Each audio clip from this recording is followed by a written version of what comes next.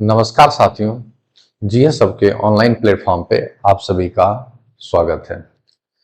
13 सितंबर को आपके pre exam हुए थे। काफी लोगों ने एग्जाम दिया भी होगा। अब रिलैक्स भी कर लिए होंगे, ठीक है ना। तो आशा करते हैं कि आप लोग कुछ पढ़ाई स्टार्ट कर दिए होंगे, मेंस के सिलेबस को देखे होंगे, प्रीवियस ईयर क्वेश्चन को देखे होंगे, कट ऑफ भी खेल लिए होंगे।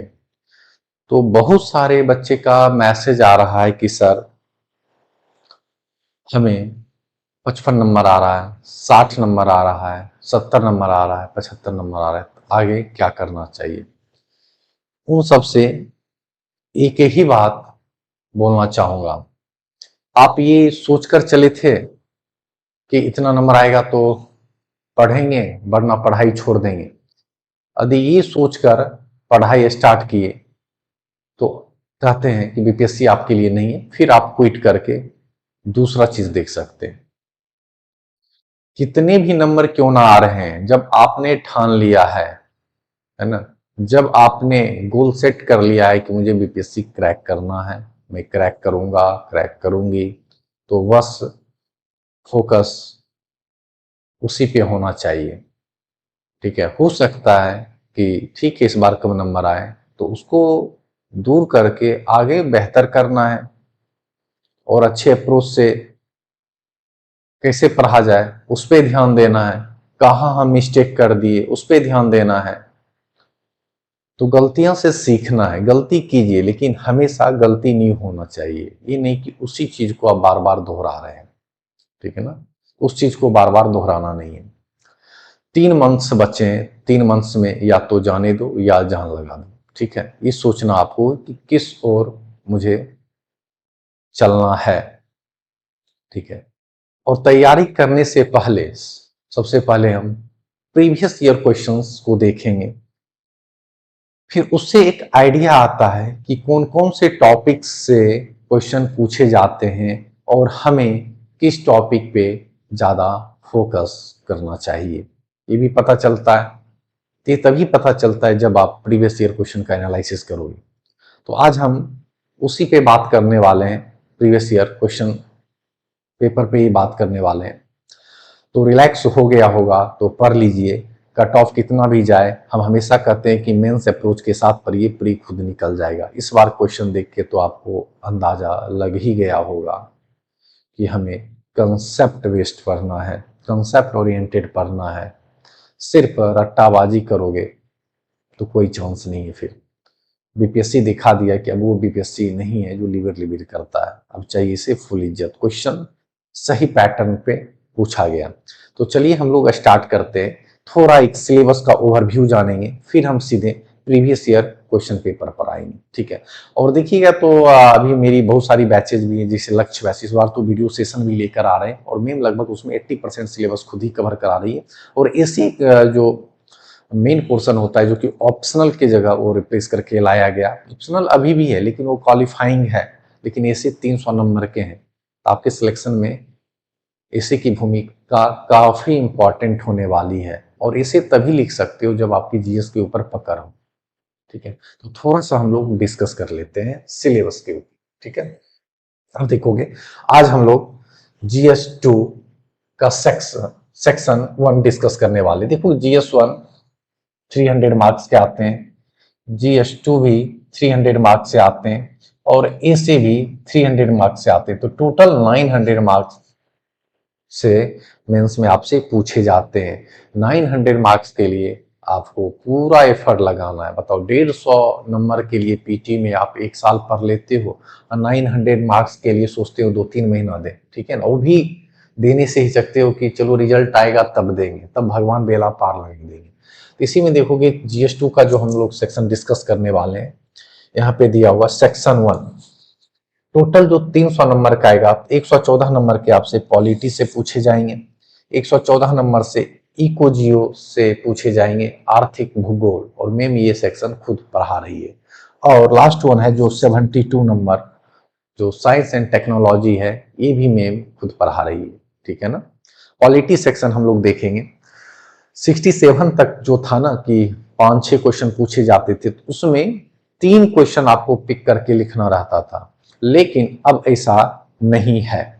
अब है 2 क्वेश्चन आपको लॉन्ग लिखने हैं जो कि 38 नंबर के हैं और 5 क्वेश्चन शॉर्ट हैं, ये भी 38 नंबर के हैं। ये 7 और 8 ऐसे कंपेरेटिवली मार्क्स आएंगे, ठीक है। कोई कुछ क्वेश्चन 7 रहेंगे, कुछ क्वेश्चन 8 नंबर के रहेंगे, ठीक है। तो 5 क्वेश्चन आपके शॉर्ट में पूछे जाएंगे जो कि मैंडेटरी रहेंगे, आपको लिखना ही है, चाहे हंस के लिखो चाहे रो के लिखो, ये आपको कंप्लीट करना है।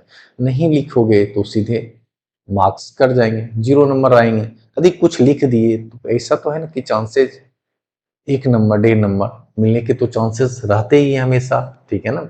और इसमें जो है वर्ड लिमिट बहुत बच्चे पूछते हैं कि सर कितने वर्ड में लिखा जाए। बीपीएससी ऐसा कोई भी क्लियर कट चीज नहीं बोला है कि वर्ड लिमिट किया जाए, ठीक है ना। वर्ड लिमिट के लेकर बातें नहीं की गई है बीपीएससी के द्वारा।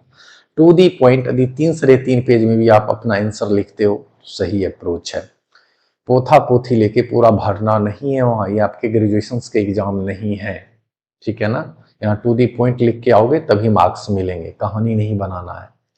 तो ये था हमारा पॉलिटी सेक्शंस के थोड़ा सा ओवरव्यू। तो 114 नंबर में किस तरीके से हम बेहतर अंक ला सकते हैं, ये सब अप्रोच जानेंगे। जनरलाइज वे में सब आप लोग पढ़ते हो। देखो यहाँ जनरल स्टडीज है, जनरल स्टडीज में क्या है, समान अध्ययन। समान अध्ययन को समान तरीके से देखना है, ज्यादा तनाव नहीं लेना है, ठीक है। चिल मोड में रहना है, क्लासेज में इतना बर्डन लेके नहीं पढ़ना है। समान अध्ययन को समान तरीके से हम लोग देखने का प्रयास करेंगे, सीखने का प्रयास करेंगे। कैसे आंसर राइटिंग में वैल्यू एडिशन पॉइंट डालकर अपने आंसर राइटिंग को इनहांस कर सकते हैं, वो सारे बातें हम लोग देखेंगे, ठीक है। तो एक एक क्वेश्चन को हम लोग देखेंगे, ठीक है। तनाव तो बिल्कुल आना ही नहीं चाहिए और जवानी में तनाव बिल्कुल नहीं लीजिए, ठीक है। कौन क्या पढ़ रहा है नहीं पढ़ रहा है उसको जाने दीजिए। बीपीएससी सिर्फ ज्ञान के लिए नहीं पढ़ना है, निकालने के लिए पढ़ना है। ज्ञान के लिए पढ़ना मना है, इसलिए सिलेक्शन के लिए पढ़िए, बी सिलेक्टेड, ठीक है। अब हम लोग क्वेश्चन के ऊपर आते हैं, ठीक है। अब देखोगे पहला क्वेश्चन क्या पूछा है, भारत संविधान द्वारा, है ना, भारत संविधान द्वारा प्रदत्त मौलिक अधिकार यानी प्रदान किया गया मौलिक अधिकारों का वर्णन कीजिए। किस प्रकार अनुच्छेद 21 की न्यायिक व्याख्याओं ने जीवन के अधिकार के विशेष विषय क्षेत्र का विस्तार किया है, ठीक है। अब यहाँ पहला जो पार्ट पूछा है ये बड़ी स्ट्रेट फॉरवर्ड है, यहाँ सीधा सा पूछा है भारत के संविधान द्वारा प्रदत्त मौलिक अधिकारों का वर्णन कीजिए। भैया इसका वर्णन कीजिए, ये क्वेश्चन का पहला पार्ट है, फर्स्ट पार्ट है। और यहां से सेकेंड पार्ट पूछा है कि article 21 expanded the scope of right to lab, ठीक है। तो यहाँ 21 की भी बातें कही गई है।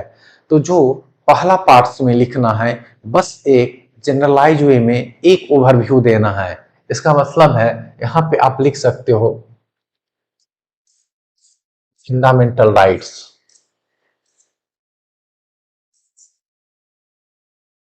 पार्ट 3, यही है ना, आर्टिकल 12 टू 35। और स्टार्टिंग में देखोगे कितने फंडामेंटल राइट्स थे, स्टार्टिंग में कितने फंडामेंटल राइट्स थे, 6, सॉरी स्टार्टिंग में थे 7, सॉरी स्टार्टिंग में 7 थे, अभी कितने हैं 6 हैं। तो ये 6 जो फंडामेंटल राइट्स हैं इसके ओवरव्यू देना है। 7 कौन थे, राइट टू प्रॉपर्टी जो कि कानूनी अधिकार में चला गया, ठीक है। कौन से अमेंडमेंट के द्वारा, तो 44 अमेंडमेंट कब हुआ था, 1978। ये सब एक बेसिक ओवरव्यू आपके आने चाहिए। पहले पार्ट में तो इसी की बातें कही गई है। तो सबसे पहला इंपॉर्टेंट है भैया क्वेश्चन कहां से आया, फंडामेंटल राइट से। इसका मतलब है मेंस के पॉइंट ऑफ व्यू से ये चैप्टर इंपॉर्टेंट है। और भी कई बार क्वेश्चंस पूछे गए, पहला ध्यान ये रखना है, इससे आपको एटलीस्ट टॉपिक लिस्ट का भी पता चल जाता है कि भैया कहां कहां से क्वेश्चंस आ रहे हैं। पढ़ने का डायरेक्शन इसी तरीके से होना चाहिए, सही दिशा में तैयारी होना चाहिए। पढ़े जा रहे हो गधा मजदूरी किए जा रहे तो उससे कुछ नहीं होगा, टू दी पॉइंट पढ़ना है, ठीक है। अब यहाँ आर्टिकल 21 की भी बात की कि न्यायिक व्याख्याओं, है ना, जुडिशियल इंटरप्रिटेशन ऑफ आर्टिकल 20 व्याख्याओं ने जीवन के अधिकार के विषय क्षेत्र का विस्तार किया है। आपको पता होगा कि समय समय पे 21 को क्या किया गया, 21 जो आर्टिकल है उसके दायरे को बढ़ाया गया है। इसमें आप जनरल वाइज वे में सारा चीज जानते होंगे। जब लक्ष्मीकांत पढ़ोगे तो वहां पे एक लिस्ट दिया गया है, लेकिन सिर्फ आप सोचोगे हम लिस्ट पढ़ के बहुत कुछ नंबर ले आए, नहीं। इसमें वैल्यू एडिशन के तौर पे क्या डाल सकते हो, कुछ जजमेंट डाल सकते हो, क्या नहीं, कुछ केसेस जो आए हैं उस केसेस में क्या कहा गया वो डाल सकते हो। आर्टिकल 21 में क्या बोला गया है, सबसे पहले इसको देखो, right to life. Right to life की बातें कही गई है ना। इसमें एक टर्म यूज किया गया है, जीवन जीने का अधिकार, और इसी में एक टर्म यूज किया गया मरने का अधिकार। मरने का अधिकार का क्या मतलब है कि आप फांसी लगा लो, आप कहीं से कूद जाओ, नहीं, ये मरने का अधिकार नहीं है। आप एक जजमेंट पढ़े होंगे, अरुणा शानबाग वर्सेस भारत संघ। अरुणा शानबाग वर्सेस भारत संघ, कब, 2011, पता होगा ना। ये कोमा में थी, और यहां पे बोला गया है कि यदि आप अपने ऑक्सीजन सपोर्ट सिस्टम पे जिंदा नहीं हैं, कोई असाध्य रोग से पीड़ित हैं, तो फिर जो आपके ब्लड रिलेशनशिप वाले हैं, ठीक है ना, फैमिली मेंबर, वो डिमांड कर सकते हैं। फिर इसके लिए अलग अलग पैनल गठित होती है, फिर उसमें देखा जाएगा, जांच किया जाएगा, तब जाके फिर आपके ऑक्सीजन सपोर्ट सिस्टम को हटाया जाता है। तो एक ही केसेज आया था इसमें, अरुणा शानबाग वर्सेस भारत संघ 2011। एथोनेसिया के बारे में भी पढ़े होंगे, सब इसी में जिक्र है। एथोनेसिया के बारे में बताए भी थे, एक्टिव इथोनेसिया, पैसिव इथोनेसिया बताए थे ना, कौन इलीगल है कौन लीगल है। एक क्लासेस में हम पढ़ाए भी थे, और आगे जब मेंस के क्लासेस करवाएंगे तो इसमें हम लिखाएंगे भी। मेरा पढ़ाने का वो है कि पहले प्रीवियस ईयर क्वेश्चंस को कंप्लीट किया जाए, ठीक है। अब यहाँ अरुणा शानबाग केसेज आप लिख सकते हो, फिर आप देखोगे एक एक गोपालन केसेज डाल सकते हो या नहीं डाल सकते हो। ये हम वैल्यू एडिशन पॉइंट बता रहे हैं, और भी इसको दूसरे वे में लिख सकते हो। जनरलाइज आंसर सबको पता है। एक एक गोपालन केसेज कब आया था, 1950, यही था ना, एक एक गोपालन केसेज 1950। क्या बोला गया था प्रारंभ में, अनुच्छेद 21 का अर्थ केवल क्या है, जीवन जीने का समान ढंग से वंचित होने की सुरक्षा था। लेकिन बोला भैया सिर्फ क्या मतलब, 21 का मतलब है कि बस उसमें जो लिख दिए कि बस वही है, ऐसा नहीं है ना। मनमाने ढंग से आपको किसी चीज से वंचित नहीं किया जा सकता है, ये भी है। आपके लिए जो जरूरी है वो तो मिलना चाहिए ना। ये तो एक और भी आया था जिसमें 1978 Maneka Gandhi cases, 34 amendment, passport वाला मामला याद होगा, ठीक है। तो ये सब चीजें वैल्यू एडिशन के तौर पे आने चाहिए, ठीक है। ओल्गा टेलिस केसेस आप डाल सकते हो 1985। तो ये वैल्यू एडिशन पॉइंट हम बता रहे हैं कि ये आप अपने आंसर में लिख सकते हो। न्यायिक व्याख्या, जो न्यायिक व्याख्या यहाँ पे लिखा गया है, न्यायिक व्याख्या, तो ओल्गा टेलिस केसेस डाल सकते हो, 1985 का जिक्र कर सकते हो, आजीविका की बात कर सकते हो, पर्यावरण से संबंधित आप SC Mehta cases, Olga Tellis कब आया था, 1985, और एससी मेहता 1986। ये सब आप डाल सकते हो या नहीं डाल सकते हो। फिर पुट्टा स्वामी के बारे में लिख सकते हो 2017। इससे लिखने से क्या होगा, आपके आंसर राइटिंग इनहांस होंगे, और एक दो नंबर बढ़ने के चांसेस ज्यादा हैं।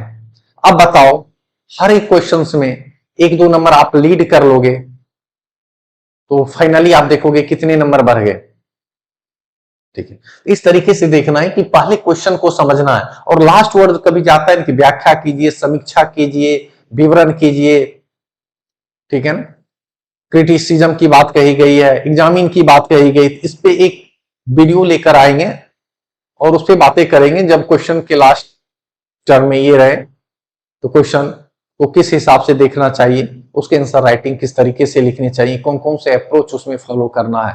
कोई भी क्वेश्चंस लिखने से पहले हम लोग देखते हैं इंट्रो, बॉडी एंड कंक्लूजन। अब इंट्रो में देखोगे 20%, बॉडी में देखोगे तो 60%, कंक्लूजन में देखोगे तो यहां भी 20%। मतलब इंट्रो और कंक्लूजन में 20-20% देना है और बॉडी पार्ट में 60% हमें देना है। ठीक है, ऐसा नहीं कि इंट्रो बॉडी में कुछ और लिख रहे हैं, कंक्लूजन में कुछ और लिख रहे हैं, इसी से मिलता जुलता होना चाहिए। कहते अंत भला तो सब भला, यदि ये दोनों सही लिखें तो कंक्लूजन यदि बेस्ट लिखोगे तो आपको अच्छे नंबर मिल सकते हैं, अच्छे अंक प्राप्त कर सकते हो, ऐसे देखना है। ठीक है, तो एक ये बेसिक ओवरव्यू था कि फंडामेंटल राइट्स हमारे लिए इंपॉर्टेंट है। हम एक दो क्वेश्चन थोड़ा सा एक्सप्लेन करके बताते हैं, फिर उसमें हम देखेंगे कि कौन कौन से टॉपिक से आ रहे हैं। जब क्लास पढ़ाएंगे तो एक चीज को डिटेल कराएंगे भी और लाइव आंसर राइटिंग भी कराएंगे कि कौन सा आंसर पैराग्राफ में लिखना है, कौन सा आंसर पॉइंट वाइज लिखना है, उसमें क्या क्या हम लोग वैल्यू एडिशन पॉइंट डाल सकते हैं, क्योंकि जनरल आंसर सबको पता है, मौलिक अधिकार सबको पता होगा जो भी पढ़े होंगे, आर्टिकल 21 सबको पता होगा, वही दो चार केसेज आप डाल के एक दो नंबर एक्स्ट्रा ला सकते हो। नेक्स्ट हम लोग देखते हैं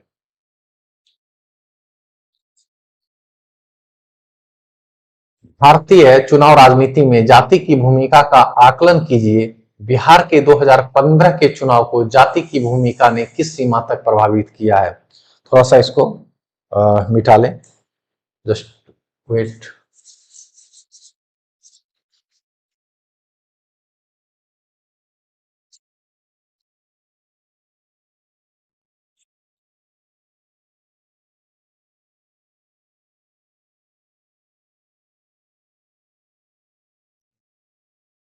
क्वेश्चन कहा गया है भारतीय संघात्मक यानी फेडरलिज्म की बात कही गई। यहाँ सेकंड क्वेश्चन थे, भारतीय चुनावी राजनीति में जाति की भूमिका का आकलन कीजिए। मतलब इलेक्टोरल पॉलिटिक्स ऑफ इंडिया की बात कही जा रही है। बिहार के 2015 के चुनाव को जाति की भूमिका ने किस सीमा तक प्रभावित किया है। तो पहला देखिएगा, पहला पार्ट यहां तक है, फिर यहां से दूसरा पार्ट है क्वेश्चन का। आपको क्वेश्चन को भी अच्छे से समझना है, कितने पार्ट में पूछा गया है उसको आपको एड्रेस करना है फाइनली। ठीक है ना। अब यहाँ पे देखिए चुनावी राजनीति में जाति की भूमिका पूछा जा रहा है और ये क्वेश्चन की रिलेवेंसी अभी भी है, अभी भी रिलेवेंट है। यहाँ 2015 पूछा है, आप अभी भी इलेक्शन है, यहाँ 2025 कर सकते हैं या नहीं कर सकते हैं, क्वेश्चन अभी भी रिलेवेंट है। बस ये चेंज करना है, 15 की जगह क्या करना है, 25 करना है, यही तो करना है। फिर सेकेंड पार्ट में बिहार के 2015 के चुनाव की जाति की भूमिका ने किस सीमा तक प्रभावित किया है। एटलीस्ट क्वेश्चन यहां पे देखें, समझें, फिर इस पे सोचें कि इसमें क्या क्या हो सकता है। हम सिर्फ वैल्यू एडिशन पॉइंट की बातें कर रहे हैं। ठीक है, तो यहाँ पे caste in electoral politics in India, यहां से क्वेश्चन आते हैं आपके मेंस के अंदर, ये टॉपिक भी है। यहाँ पे दो तीन पॉइंट्स लिख सकते हैं, जैसे में कि क्या लिख सकते हैं, भारतीय राजनीति में उम्मीदवारों के चयन और मतदाता ध्रुवीकरण में जाति एक निर्णायक कारक होती है, ये डाल सकते हैं। ठीक है ना। कॉलेजियंस गवर्नमेंट का रेफरेंस दे सकते हैं। देखो पॉलिटिकल साइंस पढ़ रहे हो ना, तो आप सोचोगे कि हम कास्ट पॉलिटिक्स पढ़ रहे हैं तो सिर्फ उसी टॉपिक को हम लिख दें, नहीं होगा। आपको रिलेट करना पड़ेगा, कभी फंडामेंटल राइट्स, कभी डीपीएसपी, कभी सेंटर स्टेट रिलेशनशिप, ठीक, कभी गवर्नर। आपको जो है को रिलेट करना पड़ेगा एक टॉपिक से दूसरे टॉपिक में, तब जाके एक आप शानदार आंसर लिख सकते हो, एक अच्छा उत्तर लिख सकते हो। तो रिलेट कब कर पाओगे, जब आप सारे चैप्टर टू दी पॉइंट अच्छे से पढ़े होंगे। ठीक है, तो ये प्रैक्टिस की चीज है। अब विदाउट प्रैक्टिस कुछ होगा भी नहीं, तो धीरे धीरे जब प्रैक्टिस करोगे चीजें आ जाएगी। ठीक है, कॉलेजियन गवर्नमेंट का जिक्र कर सकते हो। अब देखोगे 2015 कि जब बात पूछी गई तो महागठबंधन था, यादव कुर्मी और मुस्लिम मदाद को प्रभावित किया गया, ये भी कर सकते हो। लेकिन उस टाइम जो विपक्ष में थे वो कहीं ना कहीं इस ओर काम नहीं कर पाए। जातीय राजनीति, है ना, जातीय राजनीति जो हो रहा है, तो जो विपक्ष में थे उनकी रणनीति सही तरीके से काम नहीं कर पाई, एकजुटता की कमी थी, सांप्रदायिक ध्रुवीकरण को कहीं ना कहीं पीछे छोड़ा गया। इस पॉइंट्स आप डाल सकते हैं। ठीक है, नेक्स्ट क्वेश्चन हम लोग आते हैं। तीसरा क्वेश्चन पढ़िए, क्या है, तो बस सही तरीके से आप पढ़िए, हर एक क्वेश्चन बनेंगे। ठीक है, तीसरा क्वेश्चन हम लोग देखते हैं। भारतीय संघात्मक व्यवस्था में केंद्र तथा राज्यों के मध्य तनाव के क्षेत्र का विश्लेषण कीजिए। यानी फेडरल सिस्टम की बात कही जा रही है। भारतीय संघात्मक व्यवस्था में केंद्र तथा राज्यों के मध्य तनाव के क्षेत्र का विश्लेषण कीजिए। पहला पार्ट यह है, वर्तमान समय में संघीय सरकार तथा बिहार राज्य के मध्य संबंधों का वर्णन कीजिए। इसका सीधा सा मतलब है जो फेडरलिज्म है, फेडरल सिस्टम है, ये आपके मेंस में इंपॉर्टेंट है, ये आपको सही तरीके से पढ़ना है।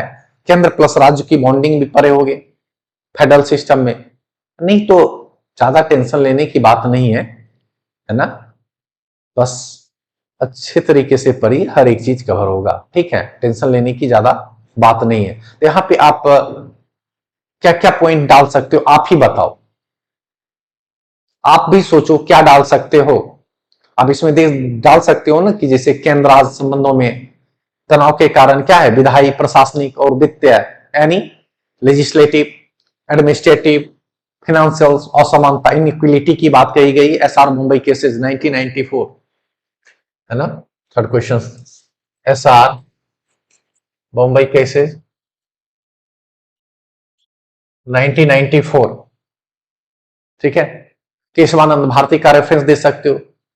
हम सिर्फ वैल्यू एडिशन की बात कर रहे हैं, जनरलाइज वे में। आपको पता है कि आप बहुत नॉलेजेबल पर्सन है, आपको सब पता है। बस आप क्या एक्स्ट्रा डाल के, क्या एक्स्ट्रा एफर्ट लगा के आप 1-2 नंबर बढ़ा सकते हैं, हम इसकी बात कर रहे हैं। ठीक है, अब आगे क्या लिख सकते हो, आगे 1-2 पॉइंट्स आप बताओ, आप भी सोचो कि क्या क्या लिख सकते हो। आप लिख सकते हो ना कि राजनीतिक संघवाद पर असर पड़ता है, राज्यपाल की विवेकाधीन शक्तियां के बारे में जिक्र कर सकते हो, केंद्रीय एजेंसियों का हस्तक्षेप का प्रयोग देखा गया है, ये सब भी डाल सकते हो, है ना। अब बिहार में देखोगे विशेष राज्य को लेकर हमेशा बातें चलती रहती है, टकराव भी होता है केंद्र और स्टेट में। लेकिन अभी तो देखोगे गवर्नमेंट केंद्र में भी वही है, स्टेट में भी वही है, तो चलो अभी ये नहीं देखा गया है, लेकिन अधिकतर देखा जाता है कि जब केंद्र में अलग सरकारें हैं, राज्यों में अलग सरकारें हैं। अब बताओ, बिहार जो विशेष राज्य का दर्जा मांग रहा है, किस आधार पे मांग रहा है। बिहार को मिलना चाहिए तो इसके पड़ोसी राज्य को भी तो मिलना चाहिए, उसके भी तो कोई आधार होंगे, कोई बेस होगा। ये सब भी डाल सकते हो फेडरल सिस्टम में। बिहार विशेष राज्य का दर्जा क्यों मांग रहा है, आपको पता होगा, गडगिल फार्मूला है। गडगिल फार्मूला में कुछ पैमाना तय किया गया, कुछ पैरामीटर सेट किए गए, क्या वो पैरामीटर पे बिहार खरा उतरता है या नहीं उतरता है।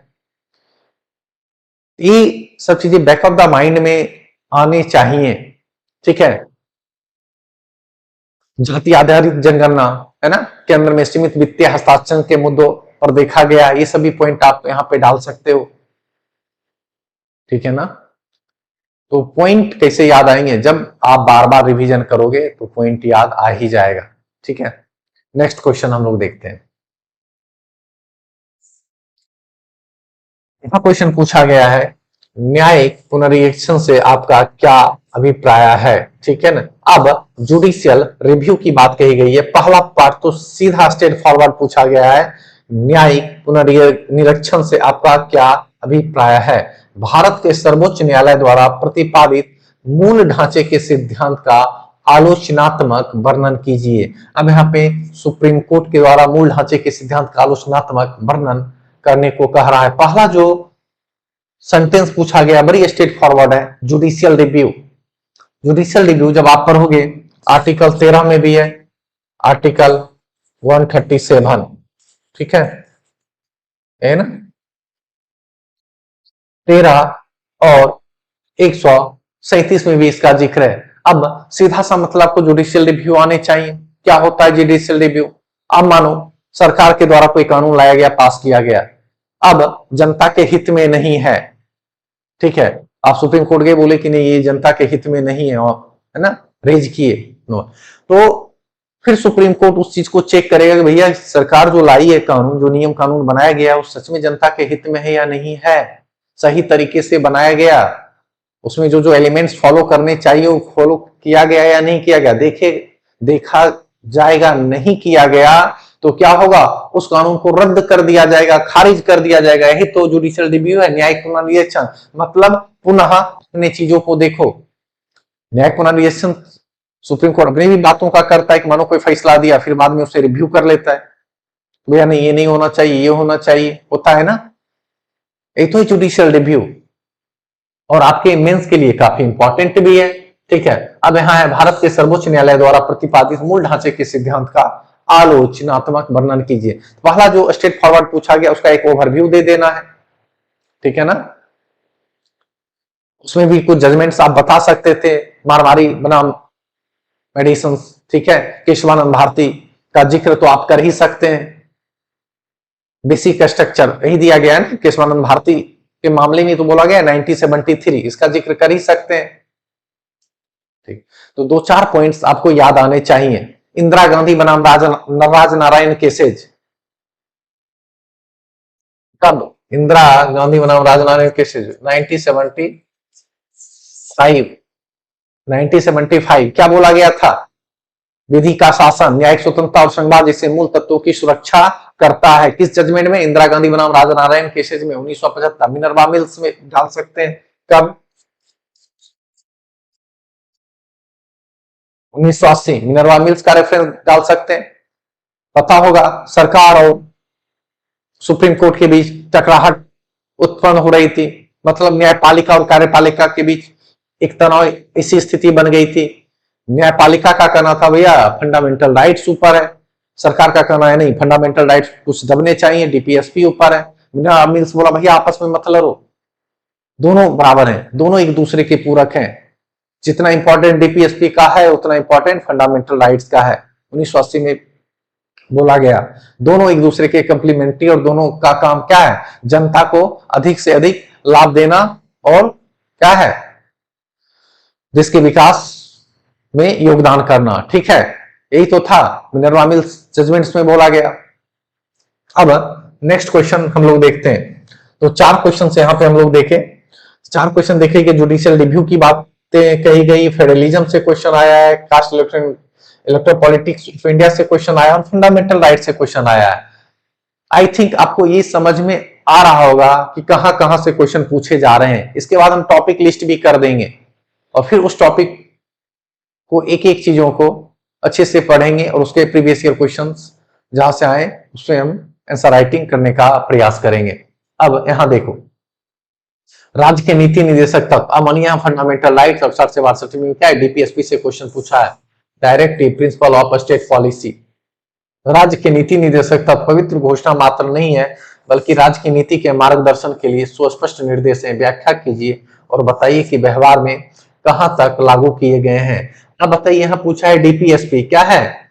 घोषणा मात्र नहीं है, बल्कि राज्य की नीति के मार्गदर्शन के लिए सुस्पष्ट निर्देश है। आपको पता होगा डीपीएसपी सरकारों पे छोड़ा गया है। सरकार जैसे जैसे कंफर्ट जोन में आएगी, जनता का विशेष ख्याल रखेगी, इसके लिए आप सुप्रीम कोर्ट, हाई कोर्ट नहीं जा सकते हैं। बोला भी गया ना, आर्टिकल 37 इन्फोर्सेबल नहीं है, ठीक है। डीपीएसपी, थोड़ा सा एक ओवरव्यू, डीपीएसपी कहां दिया गया है बातें? डीपीएसपी पार्ट 4 आर्टिकल 36 to 51, यही तो बातें कही गई। लेकिन बेसिक चीजें आपको पता होगा, मान के चलते हैं, ठीक है। बेसिक चीज हम नहीं पढ़ा रहे हैं, ये मान के चलते हैं कि आपको ये पता होगा। अब यहां पे कुछ जैसे वैल्यू एडिशन पॉइंट डाल सकते हैं डीपीएसपी में। स्टेट ऑफ मद्रास बनाम शक्कम द्वैराजन केसेज कब आया था? 1951। लैंड रिफॉर्म्स का मामला भी था इस टाइम, पता ही होगा, है ना। भूमि सुधार, शंकरी प्रसाद केसेज आपको पता ही होगा। शिक्षा का अधिकार, पर्यावरण कानून जैसे अधिकार का जिक्र आप कर सकते हैं। ठीक है, और मिनरवा मिल्स जैसे भी थोड़ा देर पहले भी दूसरे क्वेश्चन के रेफरेंस देख के भी बताया, ऐसा नहीं है कि भैया इसको लिंक करना है डीपीएसपी को फंडामेंटल राइट से, फंडामेंटल ड्यूटीज से, और भी जहां जहां से लिंक हो सकते हैं।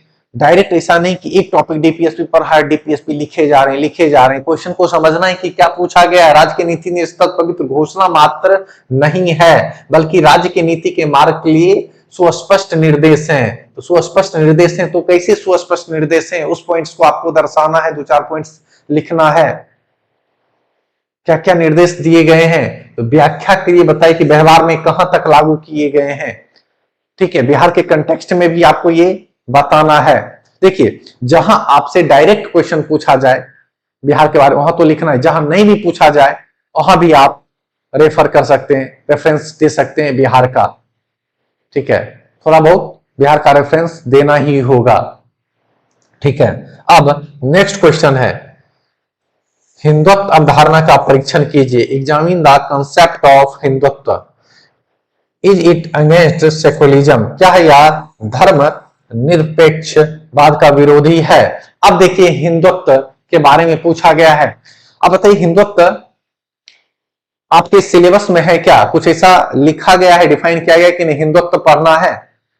उस टाइम थोड़ा सा है ना, आपको पता होगा कि कभी कभी कोई गवर्नमेंट आती है तो है ना, कोई टर्म ज्यादा प्रचलित हो जाता है। तो हिंदुत्व वर्ड बहुत ज्यादा यूज हो रहा था, तो यहाँ पे बोला गया हिंदुत्व अवधारणा का परीक्षण कीजिए। भैया आपके सिलेबस में नहीं लिखा है, बस एक टर्मोलॉजी यूज करके सेकुलरिज्म से लिंक किया गया है इस चीज को, कि भैया हिंदुत्व बताइए क्या यह धर्मनिरपेक्षतावाद विरोधी है सेकुलरिज्म। आपको पता होगा धर्मनिरपेक्षतावाद क्या है भैया, यहाँ क्या है, सभी धर्म समान है, राज्य का अपना कोई धर्म नहीं होगा, जो भी धर्म होगा व्यक्ति का होगा। तो यहाँ हिंदुत्व की अवधारणा तो नहीं आना चाहिए, सिर्फ नहीं हिंदुत्व की अवधारणा को हम बढ़ा रहे हैं, ऐसा है क्या, नहीं है ना।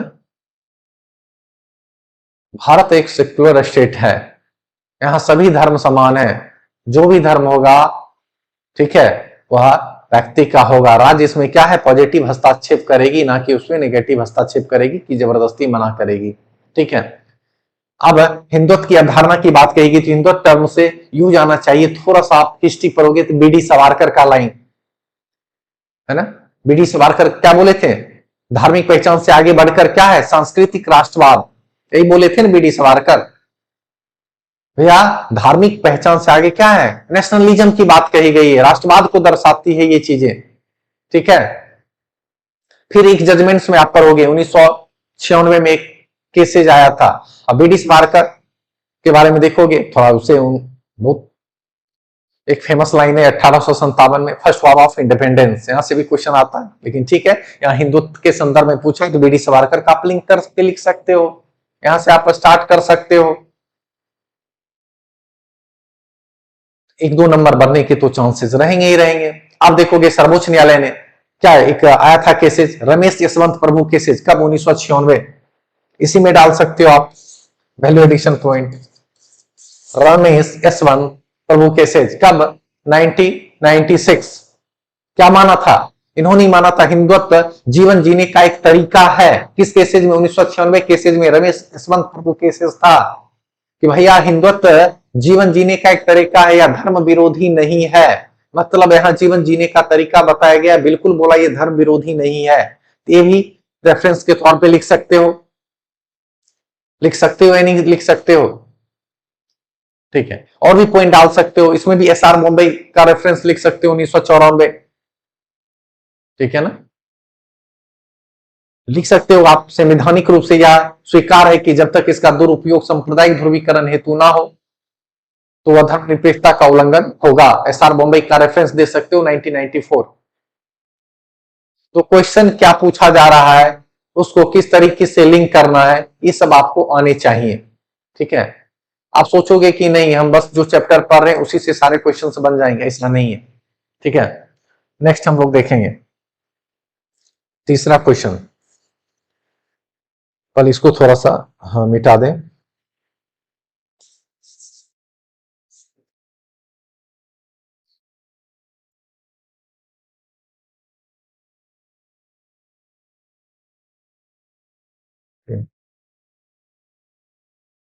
अब नेक्स्ट क्वेश्चन देखते हैं।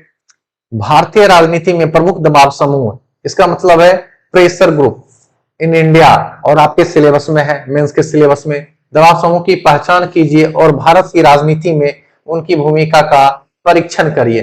अब प्रेशर ग्रुप की बातें कही जा रही। क्या पूछा गया? भारतीय राजनीति के प्रमुख दबाव समूह की पहचान कीजिए और उनकी भूमिका का वर्णन कीजिए या परीक्षण कीजिए। यही तो क्वेश्चन पूछा गया है। अब सबसे पहले आपको ये जानना होगा कि प्रेशर ग्रुप होता क्या है। ठीक है, जस्ट आवाज जा रही है ना, कभी कभी माइक प्रॉब्लम हो जाता है। आई होप आवाज जा रही होगी, है ना। अब सबसे पहले हम लोग प्रेशर ग्रुप जानने का प्रयास करेंगे। तो जब हम लेक्चर लेंगे, पॉलिटी की क्लास लेंगे, तो आप प्रेशर ग्रुप के बारे में हम देखेंगे भी।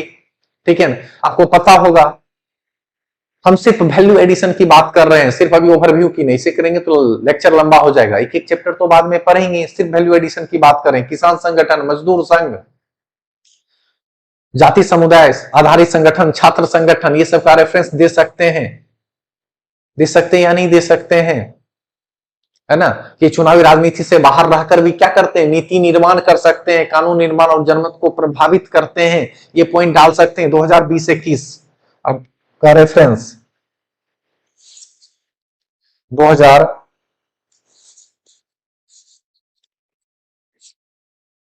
आपको पता होगा किसान मूवमेंट, किसान आंदोलन,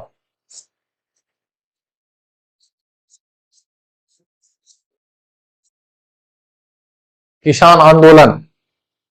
ठीक है, कब? 2020-21 में। पता होगा कि हरियाणा, पंजाब से लेकर दिल्ली तक बातें पहुंच गई थी। ठीक है, और किस तरीके से राष्ट्रीय नीतियों को प्रभावित किए थे, ये सब किसान आंदोलन। ये भी तो प्रेशर ग्रुप के अंदर एक रेफरेंस दे सकते हो वैल्यू एडिशन पॉइंट में। ठीक है, किस तरीके से आप आंसर लिख सकते हो, वैल्यू एडिशन कर सकते हो, यहां से आप लोग देख सकते हो। ठीक है ना, सिर्फ हम वैल्यू एडिशन की बात बता रहे हैं, बाद बाकी तो क्लास में एक एक चीज को हम लोग जानेंगे। नेक्स्ट क्वेश्चन, बिहार की राजनीति में राज्यपाल की शक्तियों तथा वास्तविक शक्तियों का वर्णन कीजिए। ठीक है, अब यहां पूछा है discuss the power and actual position of the governor in Bihar politics. ठीक है, अब गवर्नर से क्वेश्चन पूछा गया है और बिहार के पॉलिटिक्स के ऊपर क्वेश्चन पूछा गया है। आपको लिंक करके लिखना है कि बिहार में राजनीति में राज्यपाल की शक्तियों और उसकी वास्तविक स्थिति क्या है। अब गवर्नर से जब क्वेश्चन आया है, ठीक है, 153 से 162, ये आर्टिकल्स आपको याद होने चाहिए या नहीं होने चाहिए? होने चाहिए।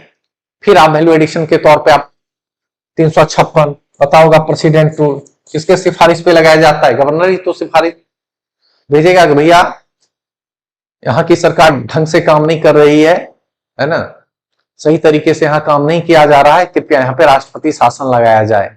ठीक है, 356 कार्य भी रेफरेंस दे सकते हो आप। उनके पास विवेकाधीन शक्तियां, स्वाविवेक की शक्तियां हैं। ठीक है ना, कभी कभी ये भी आरोप लगते हैं कि भैया केंद्र में जब अलग सरकार हो, राज्य में अलग सरकार हो, वहां पे गवर्नर क्या है, तानाशाही करते हैं, पक्षपात का आरोप लगता है। ठीक है ना, कि राज्यों में वो क्या है, वो ज्यादा हस्तक्षेप करते हैं केंद्र के कहने पे।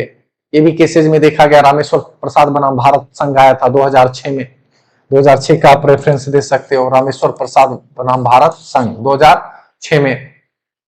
ठीक है ना, किस तरीके से स्थिति विवादास्पद रही है, यहाँ पे ये देखा गया है। ये सब 3-4 पॉइंट्स आप लिख सकते हो। नेक्स्ट क्वेश्चन हम लोग देखते हैं। अब 63 में देखोगे, यहां क्वेश्चन पूछा गया है स्वतंत्र और निष्पक्ष चुनाव के संचालन में भारत के निर्वाचन आयोग की भूमिका से जांच करें। इस संबंध में चुनावी पहचान पत्र किस उद्देश्य से कार्य करता है? ठीक है, अब इलेक्शन कमीशन पता होगा, आर्टिकल 324 यही है ना, इलेक्शन कमीशन। और अभी भी चुनाव है, ये क्वेश्चन का रिलेवेंसी अभी भी बना हुआ है, अभी भी रिलेवेंट है। ठीक है ना, तो आर्टिकल 324 याद आना चाहिए। क्या है? चुनाव आयोग आचार संहिता निगरानी के माध्यम से क्या है, समान अवसर सुनिश्चित करता है। 324 का रेफरेंस दे सकते हो आप। ठीक है, न्यायालय ने इसकी स्वायत्ता को मान्यता दी। एसएस धनोआ केसेस जिक्र कर सकते हो 1991, एसएस धनोआ केसेस कब 1991। ठीक है, पीओसीएल बनाम भारत संघ का भी रेफरेंस दे सकते हो 2003। ये सब वैल्यू एडिशन पॉइंट डाल सकते हो। इलेक्शन कमीशन से जब ये क्वेश्चंस पूछा गया, पहले तो देखा क्वेश्चन कितने पार्ट में पूछे गए हैं, ठीक है, और क्या क्या क्वेश्चंस में लिखना है। एक बैक ऑफ द माइंड में सेट करो कि हमें ये पॉइंट्स लिखना है। ठीक है, ऐसा नहीं कि बस पेज भरते चले जा रहे हो। हम बस वैल्यू एडिशन की बात कर रहे हैं, हम पूरे भी आंसर राइटिंग की बात नहीं कर रहे हैं। जब हम चैप्टर पढ़ाएंगे इससे रिलेटेड इंट्रो कैसे लिखा जाए, बॉडी पार्ट कैसे लिखा जाए और फाइनली कंक्लूजन कैसे लिखा जाए, ये हम क्लास में करवा देंगे। चुनौतियां भी दिखा सकते हो, जैसे धन बल, बाहुबल और डिजिटल, है ना, गलत सूचनाएं इसकी क्षमता को कमजोर करती है, ये सब भी दिखा सकते हो। तो 3-4 पॉइंट तो आप लिख ही सकते हो ना वैल्यू एडिशन में। नेक्स्ट क्वेश्चन, क्या आप सहमत हैं? ठीक है, पढ़ते हैं पूरा, सहमत है या नहीं आगे देखते हैं। क्या आप सहमत हैं कि भारतीय राजनीति आज मुख्य रूप से वर्णनात्मक राजनीति के बजाय विकास राजनीति के आसपास घूमती है? बिहार के संदर्भ में चर्चा करें। ऑलमोस्ट क्वेश्चन जो पूछा जा रहा है वो बिहार के संदर्भ में, बिहार के कंटेक्स्ट में ही पूछा जा रहा है। रेफरेंस टू बिहार बोला गया ना, discuss with reference to Bihar, इसी की बात तो कही जा रही है। आप यहाँ वेलफेयर स्टेट का जिक्र कर सकते हो वैल्यू एडिशन पॉइंट में। ठीक है, कल्याणकारी योजनाएं क्या क्या है। नीतीश कुमार का रेफरेंस दे सकते हो वैल्यू एडिशन पॉइंट में। वुमेन एम्पावरमेंट, किस तरीके से नीतीश कुमार सड़क, शिक्षा और महिला सशक्तिकरण पर जोर दिए।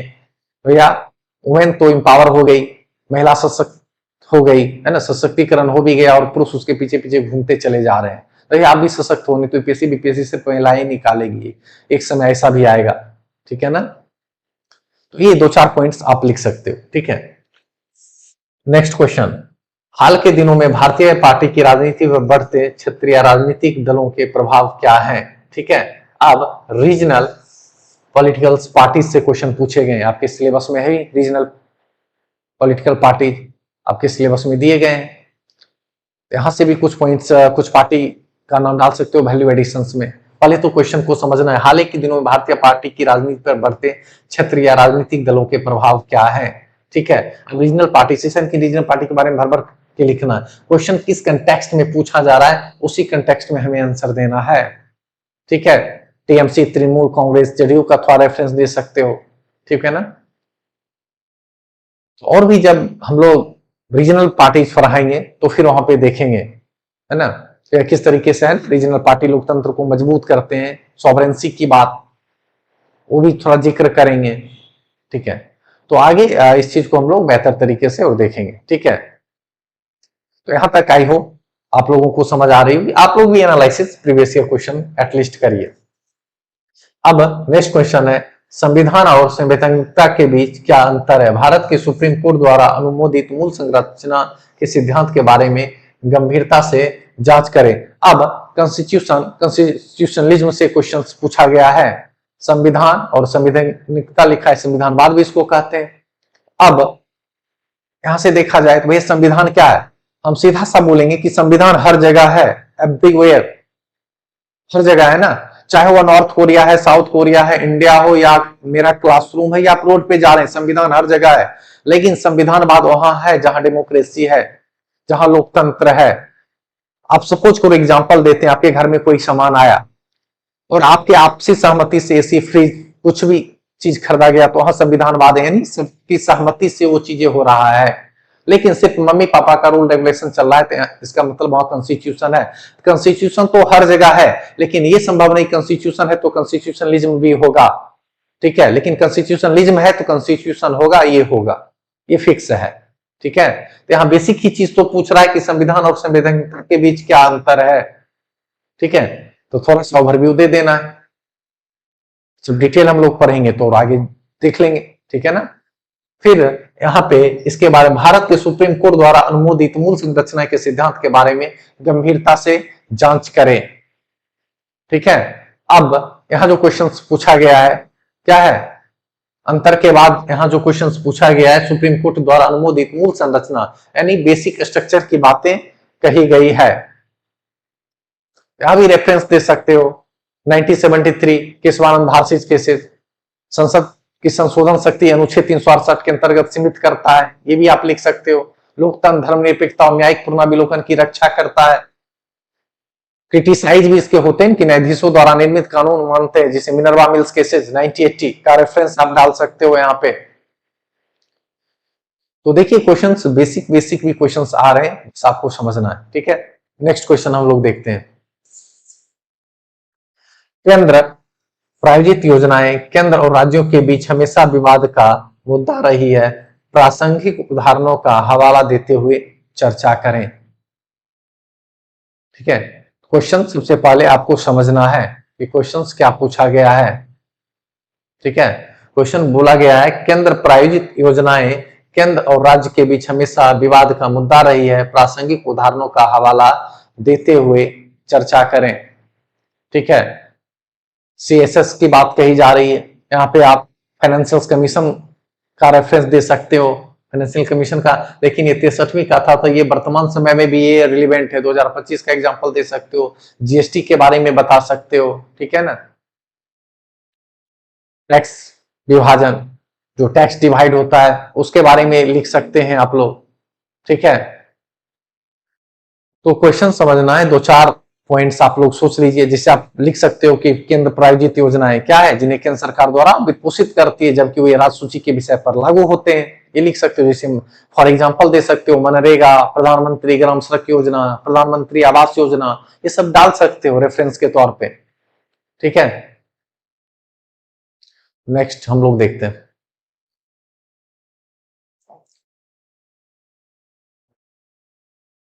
नेक्स्ट है, भारतीय संविधान की अपनी प्रस्तावना में भारत को एक समाजवादी धर्मनिरपेक्ष लोकतांत्रिक गणराज्य घोषित करता है।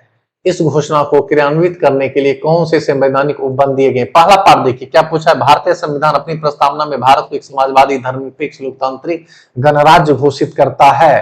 लोकतांत्रिक यानी डेमोक्रेटिक रिपब्लिक की बात कही गई है, यही है ना। अब 42वां संविधान संशोधन हुआ था 42, कब अमेंडमेंट 1976, तीन शब्द को जोड़ा गया था, आपको पता होगा, समाजवादी,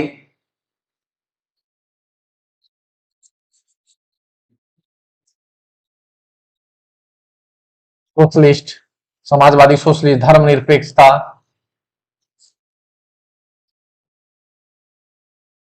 तीसरा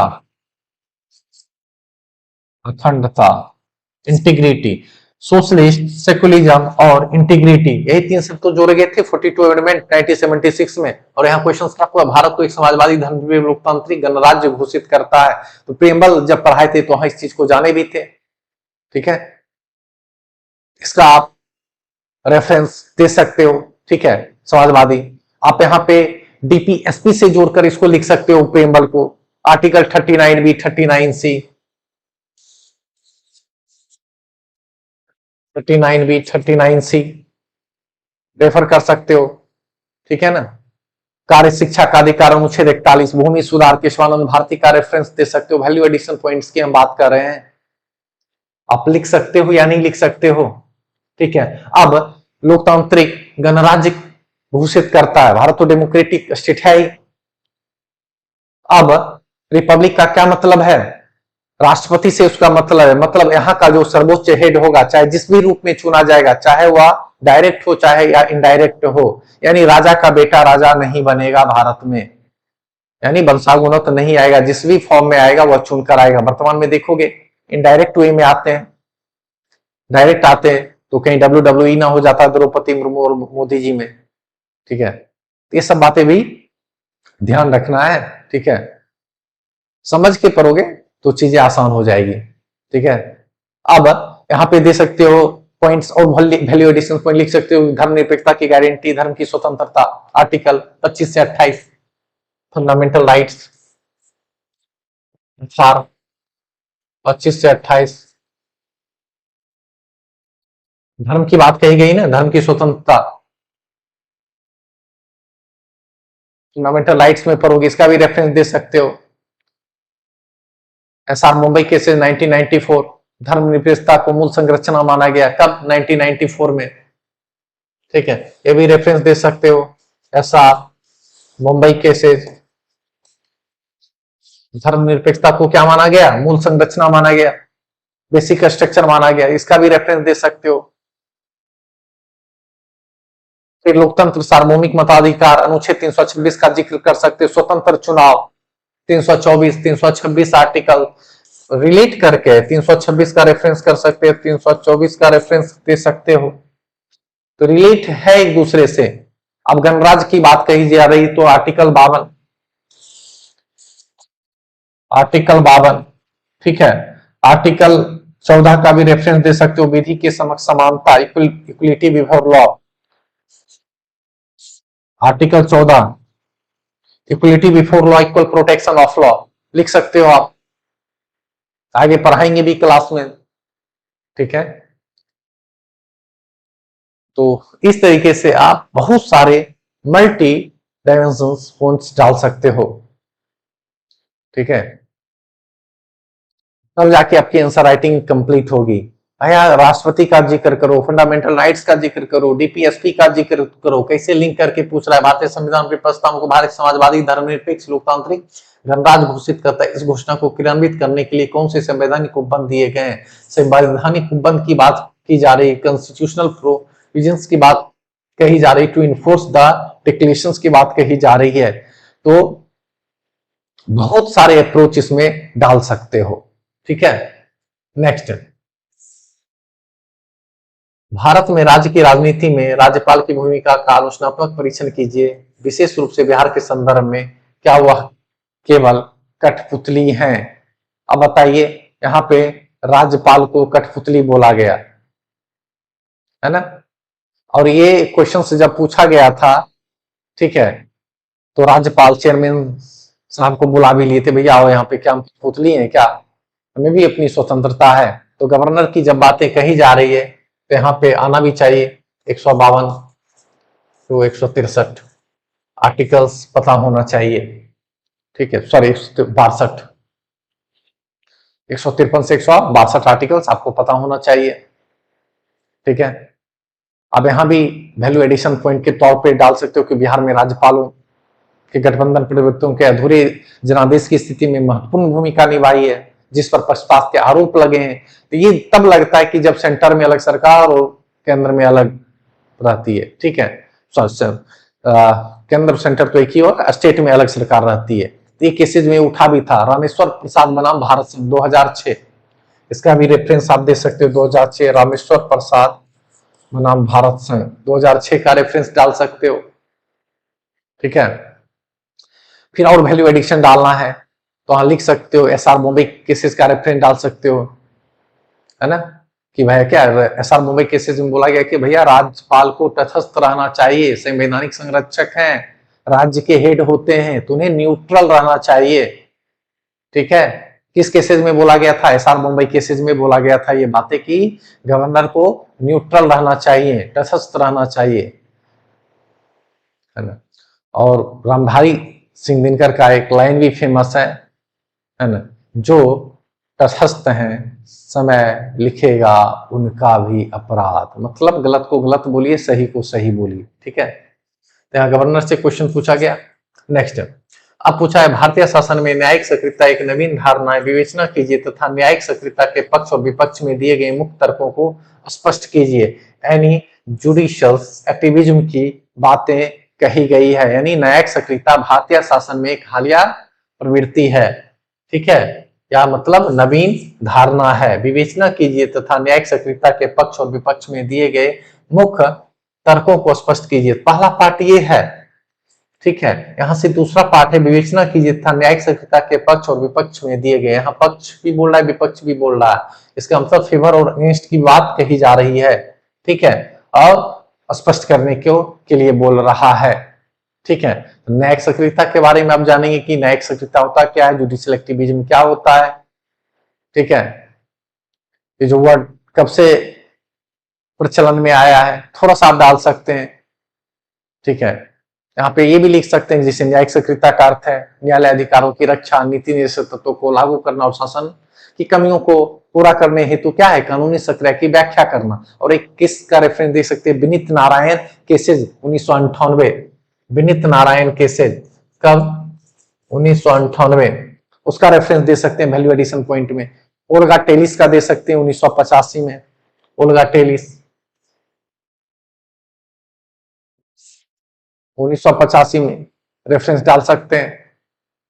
ठीक है, तो कहां कहां से क्वेश्चन पूछा जा रहा है आपको प्रीवियस ईयर क्वेश्चन देख के बातें समझ में आ रही होगी। ठीक है, नेक्स्ट हम लोग देखते हैं। बहुत अधिक राजनीतिक दल भारतीय राजनीति के लिए अभिशाप है, इस तथ्य को बिहार के परिप्रेक्ष्य में स्पष्ट कीजिए। ठीक है, अब यहाँ क्वेश्चंस पूछा गया है, too many political party are the bane of Indian politics, explain this facts in the context of Bihar. ठीक है, क्वेश्चंस पहले समझना है कि क्वेश्चन पूछ क्या रहा है कि बहुत अधिक राजनीतिक दल भारतीय राजनीति के लिए अभिशाप है। मतलब भैया इतने जो राजनीतिक दल है क्या भारतीय राजनीति के लिए अभिशाप है, नहीं होना चाहिए क्या?